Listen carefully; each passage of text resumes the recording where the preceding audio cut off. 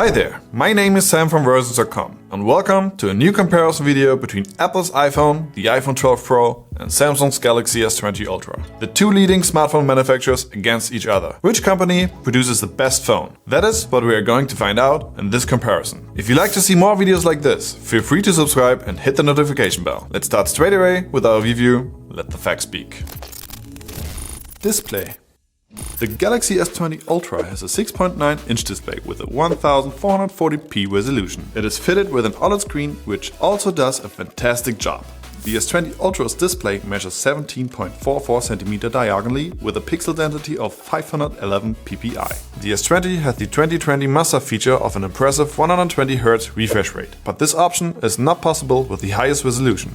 The iPhone 12 Pro has a 6.1-inch display with a 1170p resolution. The 6.1-inch display therefore measures 15.5 cm diagonally with a pixel density of 460 ppi. The iPhone's OLED screen creates, as usual, very natural colors. Apple did not update the iPhone 12 with the 120Hz refresh rate feature. It still uses 60 Hz. Since we are comparing the smaller version of the iPhone 12 Pro with the Galaxy S20 Ultra, it was an easy win for Samsung in terms of display size. But other than that, the Galaxy also has a higher resolution and pixel density. The higher refresh rate comes with a lower resolution, but it is still higher than that of the iPhone. The Galaxy wins therefore the point in this category.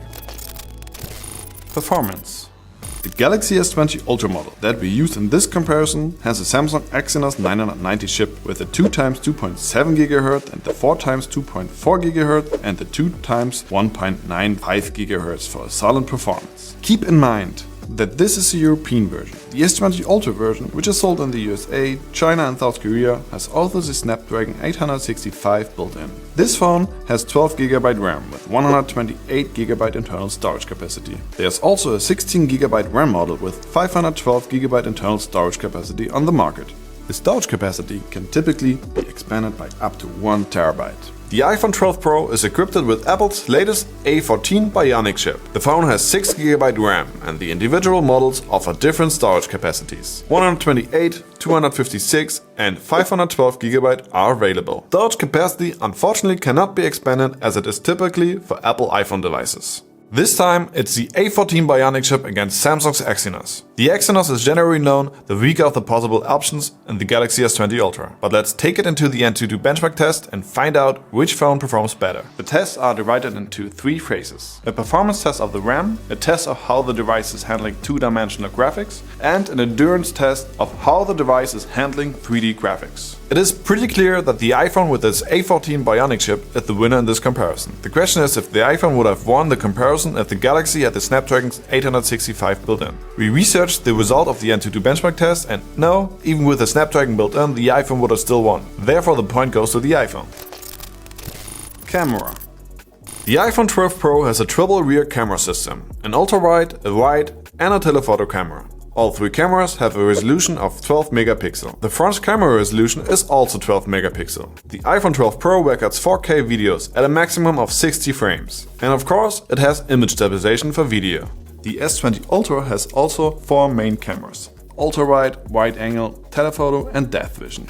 The cameras have a resolution of 108 megapixel, 12 megapixel and 48 megapixel. The front camera's resolution is 40 megapixel. The Samsung Galaxy S20 Ultra records 8K videos at a maximum of 24 frames per second. And of course, it has image stabilization for video too.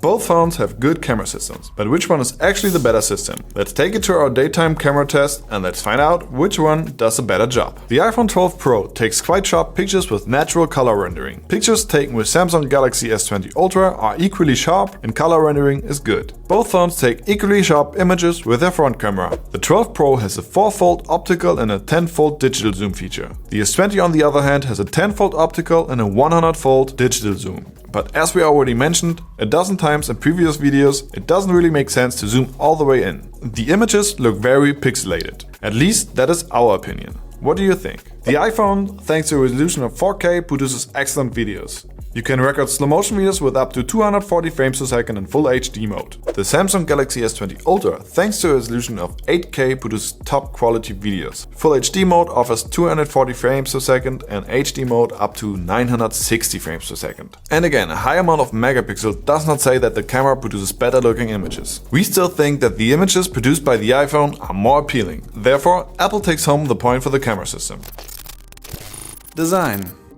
Samsung uses a very elegant glossy finish for its Galaxy S20 Ultra. The quad camera system is also well positioned on the upper left corner on the back of the phone. But unfortunately, the camera bump sticks out a lot. The smartphone weighs 220 grams, it's roughly 16.69 cm long, 7.6 cm wide and 0.88 cm deep. It has a USB-C connector. The IP68 rating makes it also water and dust resistant. The S20 uses face recognition technology and a fingerprint scanner which is built into the screen to unlock the phone. The iPhone 12 Pro has a glossy stainless steel frame, which only the Pro versions have, and a matte glass finish on the back. Typically for Apple, it has a very high-end look to it. The travel cameras are well positioned on the upper left corner on the back of the phone. The smartphone weighs 187 grams and it is roughly 14.67 cm long, 7.15 cm wide and 0.74 cm deep. It uses Apple's Lightning connector and it is IP68 rated, so it's water and dust resistant.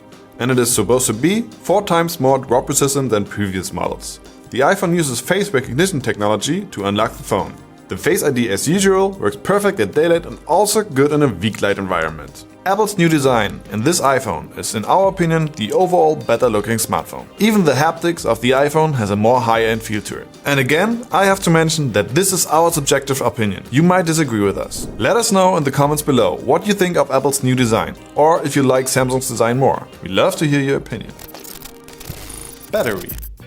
The iPhone, when fully charged, has around 2815 mAh, which is still not official yet, but it is fact that the battery in this phone is definitely smaller than in previous models. On the other hand, the Samsung, when fully charged, has 5000 mAh. In terms of capacity, the Galaxy should clearly last longer. We will see whether that's really the case in our day-to-day usage tests. The higher battery capacity lets the Galaxy S20 Ultra win this category. It just lasts long in our day-to-day tests. But as always, both phones got through a whole day of normal usage. It always depends on the way you use your phone and the settings you use it in.